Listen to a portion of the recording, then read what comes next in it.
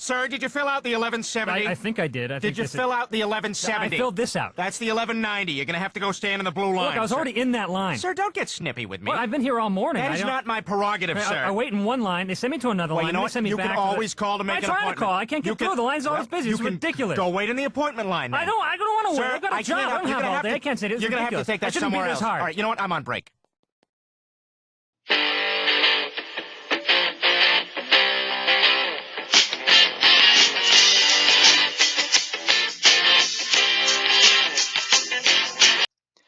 Hello everyone, this is My Two Cents, and today I'd like to talk about why federal government services tend to suck. For purposes of illustration, I'll be focusing specifically on your local Department of Motor Vehicles. Does everyone remember their last trip to the DMV? How long were the lines? How many complications were there? How rude were the employees? Oh.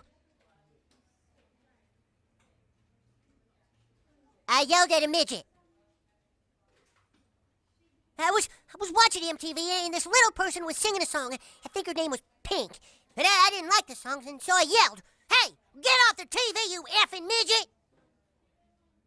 And I was at Barnes & Noble's with my mom, and while she was looking... My first job was as a bag boy at a grocery store when I was in high school. I learned a lot of valuable life lessons working that job, but there is one lesson in particular that I'll never forget. On my first day, the store manager took all the new employees into the back room and read us a short excerpt that he called The Nice Customer. It was a fictional account written from the perspective of a customer who went into a grocery store and saw poor service all around her. The store was dirty, the employees were unhelpful and fighting with one another, there was slow service at the checkout. Of course, this customer was a nice customer. She didn't complain at all. But you know what else she was? She was a customer who never came back. She explained that that was her revenge for receiving poor service.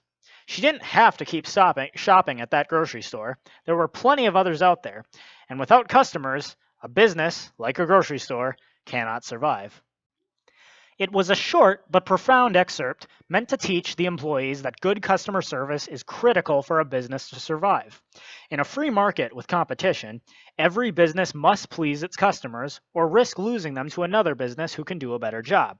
Well, that's private businesses in a free market anyways. For government services like the DMV, however, it's different. Government services can't fail, even if the constituents are unhappy with the services, since they're funded with taxes, which must be paid whether the citizens want to or not. The government employee knows that at the end of the day, his paycheck will be the same, whether the people he serviced were pleased or not.